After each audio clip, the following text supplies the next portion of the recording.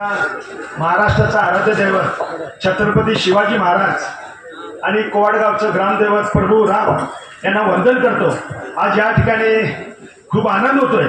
चंदगड तालुक्याचे भाग्य विधाते, चंदगड तालुक्याचे हरित क्रांतीचे प्रणेते, चंदगड तालुक्याचे पाणी मंत्री, चंदगड तालुक्याचे दुग्ध व्यवसाय मंत्री, चंदगड तालुक्याचे शिक्षण मंत्री, तुमचे आमचे लाडके नेते माजी रोजगार हमी मंत्री भरमाना पाटील साहेब या व्यासपीठावर उपस्थित असलेले चंदगड तालुक्याचे लाडके आमदार आदरणीय भाऊ आज आणि व्यासपीठावरील सर्वच मान्यवर, बेळगावरून आलेले उद्योजक, सोने व्यापारी ज्यांना सोनं चांगलं फरकता येतं ते अनिल पोद्दार साहेब आणि समोर बसलेले माता भगिनी, गावागावातून भागातून आलेले सर्व कार्यकर्ते, पदाधिकारी, आजी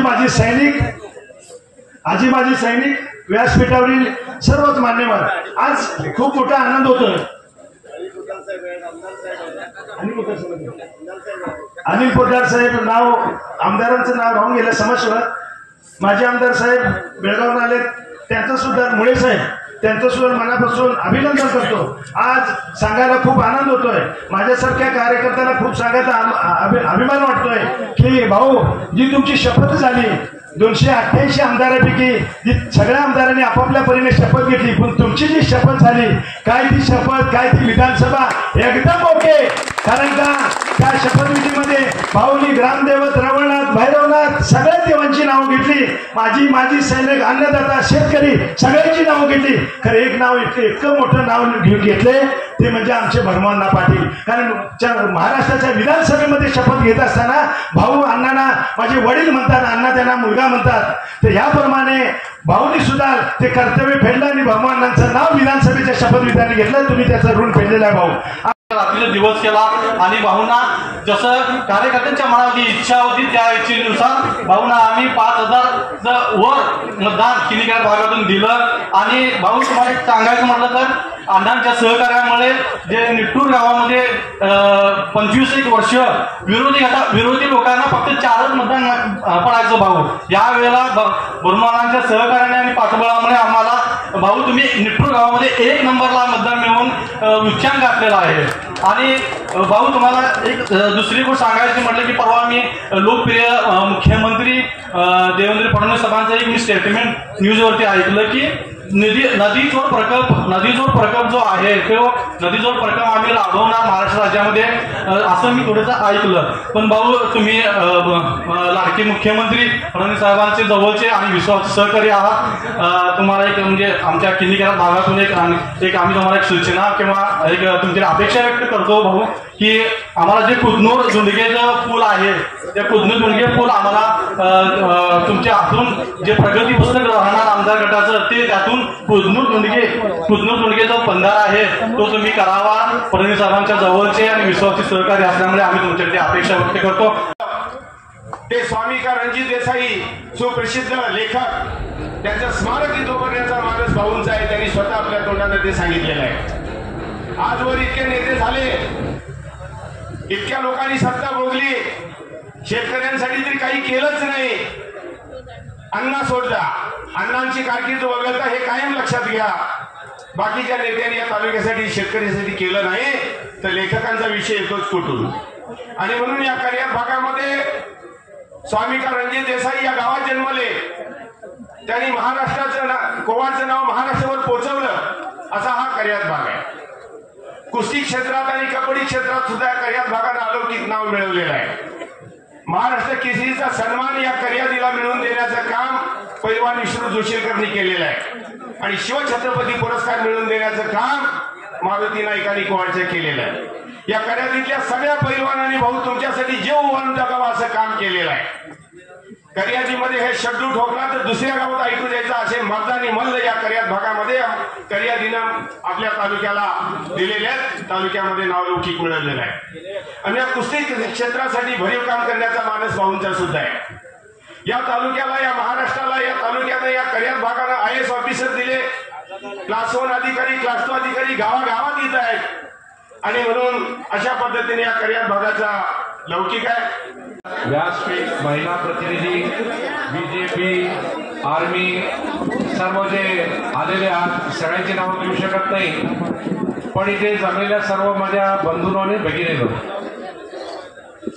आज शिवाभाऊ आमदार झालेले आहेत. एक लक्षात ठेवायला पाहिजे तुम्ही गोष्ट, या चंदगड भागामध्ये प्रत्येक गावागावामध्ये आम्ही हिंडून आलेलो आहे. जिथं 15-15, 20-20 सुद्धा घरं नाही आहेत, त्या सुद्धा छोट्या छोट्या वाड्यावर आम्ही जाऊन आलेलो आहे. समस्येचा डोंगर जो आहे तो फार मोठा आहे, लक्षात घ्या. आणि आज शिवाभाऊ आमदार झालेच म्हणले तर ते काय देव नाहीत. जादूची कांडी फिरवल्याने 15 दिवसामध्ये सगळंच बदलते असं समजू नका. एक लक्षात ठेवा, त्यांना तुमच्या अडीअडचणी माहिती आहेत. थोडंसं समजून घ्यायसाठी त्यांना वेळ पण दिला पाहिजे. एखाद्या वेळेस 3 महिने लागतील, 6 महिने लागतील, कारण तुमच्या चंदगड तालुक्यामध्ये इतका मोठा डोंगर आहे समस्यांचा. या चंदगड भागाला परत ते पूर्वीचं गतवैभव जर प्राप्त करायचं जर असेल तर तुम्ही थोडासा संयम राखला पाहिजे. आम्ही सरकारला विनंती करतोय की तुम्ही फुकट काही देऊ नका. तरुणांना काम द्या, हाताला काम द्या. निरोगी आयुष्य राहण्यासाठी दवाखाने द्या, शिक्षण घेण्यासाठी एज्युकेशन द्या. अधिवेशन बेळगाव आणि मी अधिवेशनाला आलो बेळगावला. 9 तारखेपासून सतत मी शिवाजीराव पाटलाचं नाव ऐकतो. तेव्हा मी पहिल्यांदा आज बघतो, पहिल्यांदा मी चंदगडला आलो. मला काहीच माहिती म्हणून जास्त काय बोलणार नाही, पण एवढं निश्चित आहे त्यांचं 2 दिवस सारखं मी शिवाजीराव भाऊ अशा प्रकारे ऐकून इथं आज येतात म्हणल्यानंतर त्यांना अभिनंदन द्यावं म्हणून या ठिकाणी आलेलो आहे. त्यांना शिवाजीराव भाऊ पाटलांना माझ्या अत्यंत शुभेच्छा. आणि ज्या मतदारांनी त्यांनी निवडून दिलेलं आहे त्यांचं मी अभिनंदन करतो. आणि मला सांगितलं गेलं की आमदार नसताना सुद्धा 100 कोटी रुपयाचा निधी या मतदारसंघात आणून मागच्या काळामध्ये काम केलेलं आहे. वेतन दाखवले की हे पूल सुद्धा बॉक्सचं पूल हे शिवाजीराव पाटलांनी केलेलं आहे आमदार नसताना.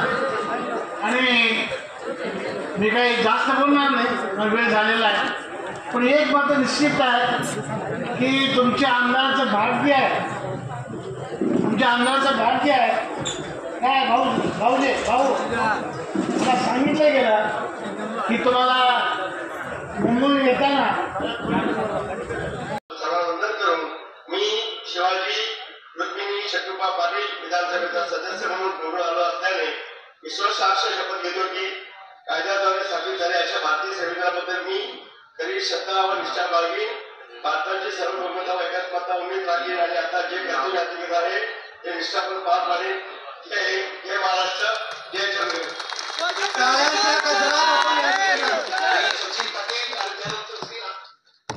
माननीय आमदार शिवाजीराव पाटील साहेबांचा माननीय आमदार शिवाजीराव पाटील साहेबांचा अव्वा बागे माननीय भरमानांचा माननीय भरमानांचा. त्यानंतर भाऊंना मी विनंती करतो की आपण आपलं मार्गदर्शन सुरू करा. मी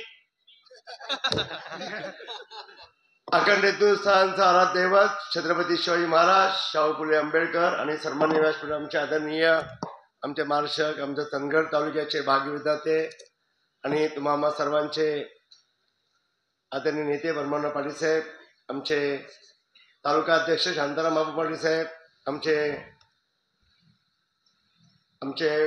महाराष्ट्र केंद्र समितीचे अध्यक्ष मुळे साहेब, आमचे थोरले मित्रबंधू आदरणीय अनिल पोद्दार सावकार, पोद्दार ज्वेलर्सचे मालक. आणि आज त्यांनी मला खूप माझ्यासाठी न बोलवता मनापासून खूप राबले असे पोद्दार साहेब. आणि त्याचबरोबर दीपक दादा, ज्योतिताई, अनिल दळवी, तुकाराम बेनके, उदय कुमार देशपांडे भाऊ, लक्ष्मण कोडोळकर, लक्ष्मण मानवाडकर सर, विवेक पाटील, माजी सरपंच सदस्य, विविध संस्थेचे चेअरमन सदस्य, किनी करियात नियोजन कमिटी, श्री देसाई साहेब, सिद्धार्थ भेटलो आपण. आणि सर्व व्यासपीठ सन्माननीय आणि समोर बसलेले सन्माननीय वडीलधारी सर्व बंधू भगिनी आणि न विसरता पत्रकार बांधव आणि सगळेच युवाजन आणि आज खूप अतिशय आनंद होत आहे. दुसरा आज प्रोग्राम लागला चंदगडमध्ये शिवाजी पाटील आमदार झाल्यांचा.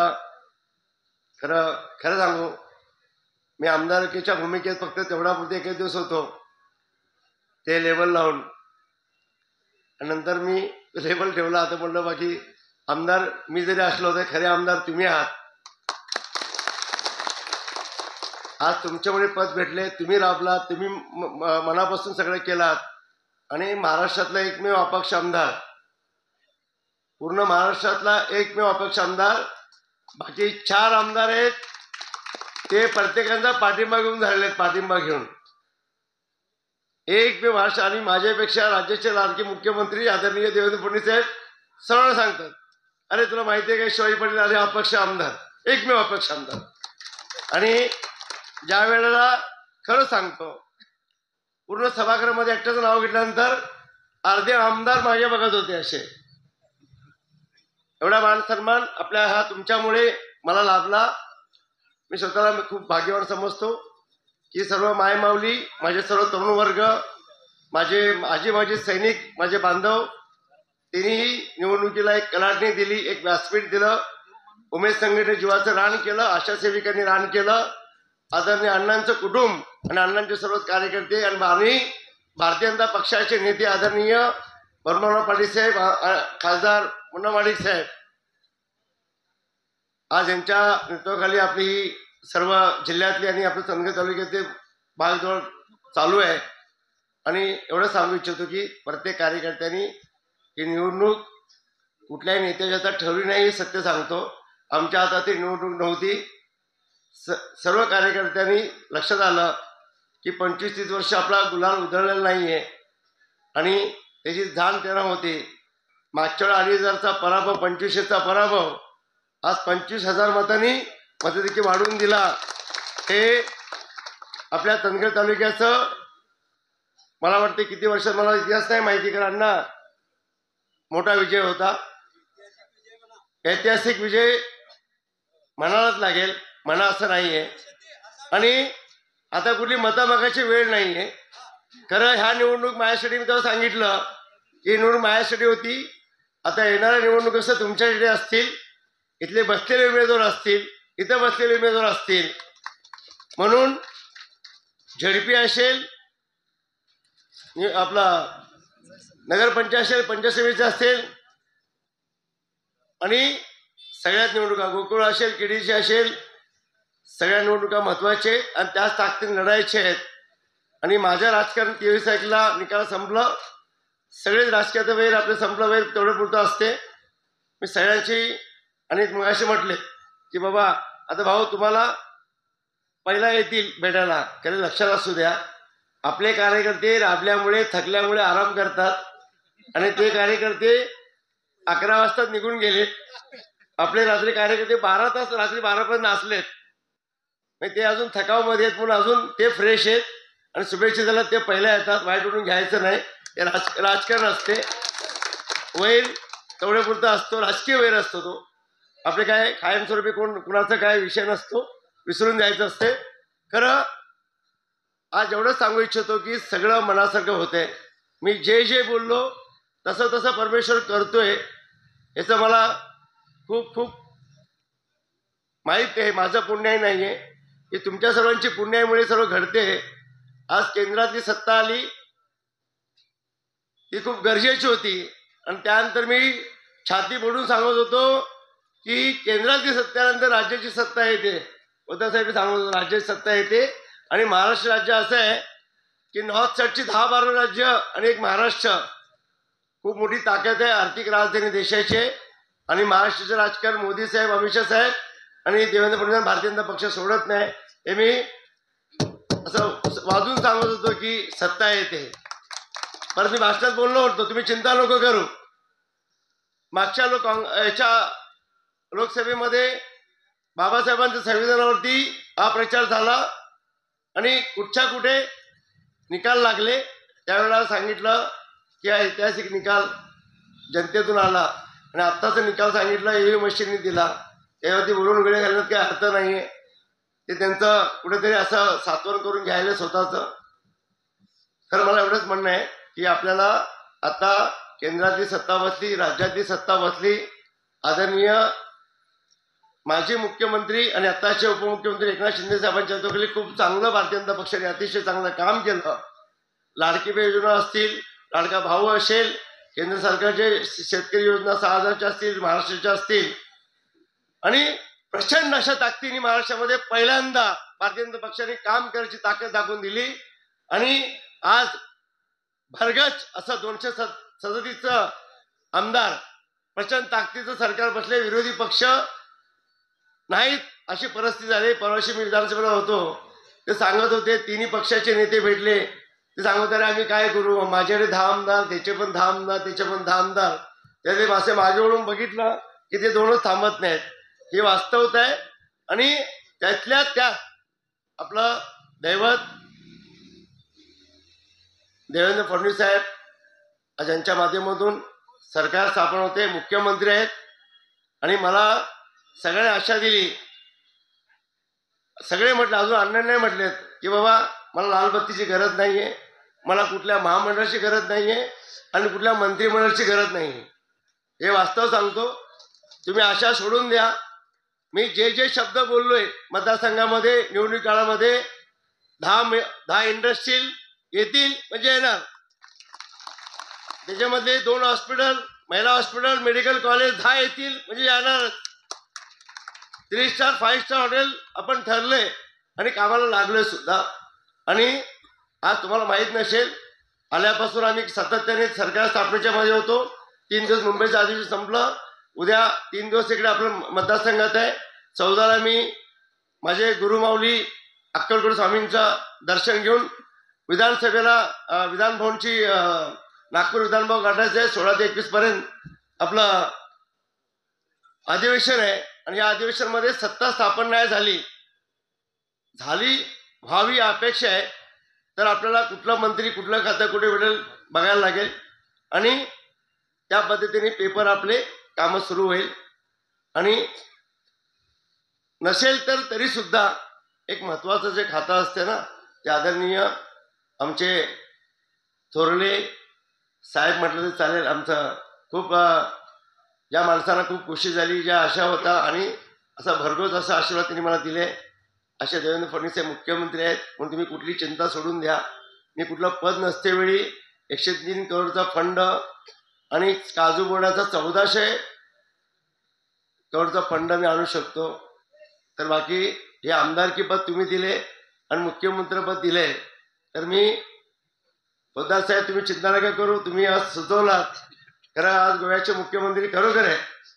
आज साहेबांनी सकाळची आज वेळ होती, सकाळचं माझं 9चं कोल्हापूर एअरपोर्ट होतं आणि शिवाजी मला ये म्हटलं, साहेब मी चाललोय, म्हटलं मला 8 चिवण्याने तू उद्या जा. म्हटलं मग उद्या जाऊन तू परवा आहे. सरळ म्हटलं ना साहेब मी आजच म्हटलं थांबतो, कारण 3 दिवस मतदारसंघात येता येत नाही. आणि मग साहेबांनी भेट दिली. आणि साहेबांनी, मी कधी मीडियासमोर घेत नव्हतो, देशातला 2 नंबरचा दिग्गज उद्योगपतींची भेट करून दिली आणि सांगितलं ये शिवाजी पाटील इंडिपेंडेंट MLA हो गया बहुत बरोबर. मग त्यांच्यावर एक विजय पारेख साहेब होते, त्यांना तो आपला बहुत नजीकवाला आहे. आणि सुरुवात कामाची झालेली आहे. आणि साहेबांनी सांगितलं गोव्याच्या मुख्यमंत्री तू भेटून जा, मग येत जा ते गोव्यावरून. मग त्यांना फोन केला काल, साहेब भेटायचं आहे. तो तुम्ही कुठे आहे बाबा? ते म्हणलं मुंबईला नाही, मी गोव्याला आलोय. तो कुठे आहे? तर मी एअरपोर्टला आहे. मग तुम्ही पण एअरपोर्टला चाललोय. मग त्यांनी मला थांबवलं. त्यांनी मला साहेबांनी शाल श्रीफळ सत्कार मला केला आणि माझा शाल श्रीफळ लेट आल्यानंतर मी आतमध्ये जाऊन केला. आणि अर्धा तास भेट झाली. अर्ध्या तासामध्ये फक्त पर्यटन आणि इंडस्ट्रील आणि आपल्या चंदगड मतदारसंघात बोललो.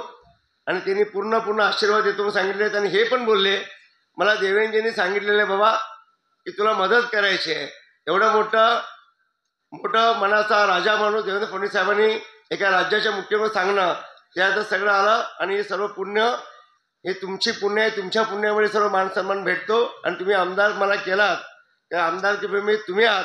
मला फक्त तुमचा एक सेवक म्हणून काम करायचं आहे आणि खूप काय काम करायचं आहे. आणि त्यापेक्षा आपली वेळ घेत नाही जास्त. शैक्षणिक संस्था, शैक्षणिक बाबत असतील, रोजगाराच्या बाबतीत असतील, शाळेत तर मी सर जानेवारीमध्ये 30-40 काय बस असतील त्यामुळे जानेवारीमध्ये शब्द दिला तो पूर्ण करतो. रोजगार मेळावे एक जानेवारी फेब्रुवारीमध्ये 20-25 हजारचा एक लॉट चंदगड आझाद गणेशमधला तो एक कमी करतो. आणि येणाऱ्या भविष्यामध्ये तुमच्या भागात जर कोवाड किनी कोवाड भागातून जर मला कुठे एक जागा दिलात 40-50 एकर पडीक जमीन तर 5-25 हजारचा रोजगार इथंच संपवूया. आपण तयारी करा. पुढे पडीक जमीन शोधा. त्या जागेला सोन्याचे पण भाव देतो आणि कायमस्वरूपी अडचण दूर करूया. आणि दुसरी गोष्ट, आता मला फक्त कामं करायची आहेत. राजकारण आपलं 23 सगळं संपलेलं आहे आणि सगळ्याला घेऊन कामं करायची आहेत आणि सगळ्या निवडणुका तेवढ्या ताकदीने जिंकायचे आहेत. कारण का तुम्ही 50-60 वर्ष राष्ट्रवादी काँग्रेसला तुम्ही सत्तात गेलीत.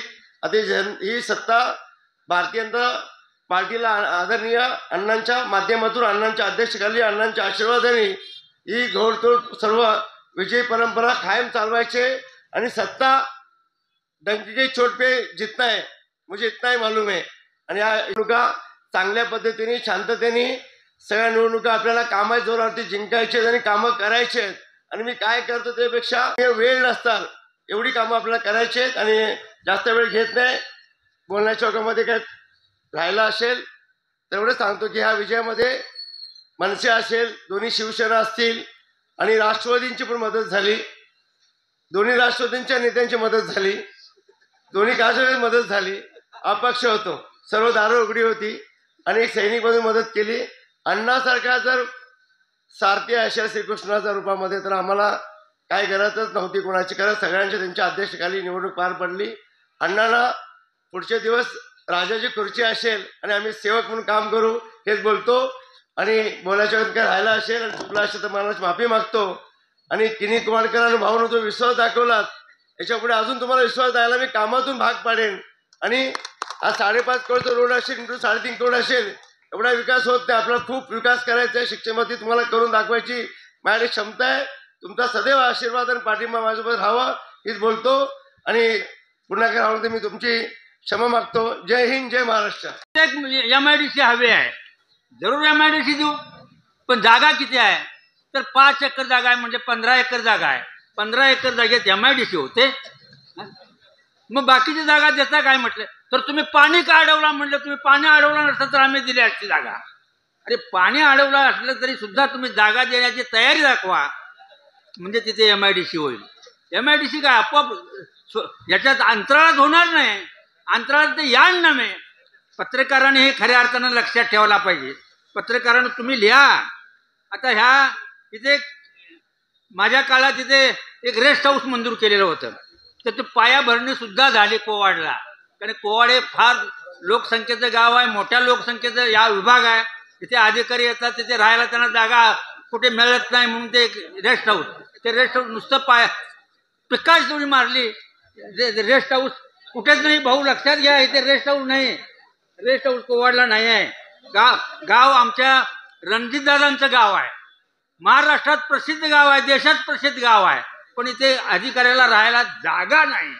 हे इतकं दुर्दैव आहे. हे तुम्ही लक्षात घ्या. काही गोष्टी आपण समजून घेतल्या पाहिजेत.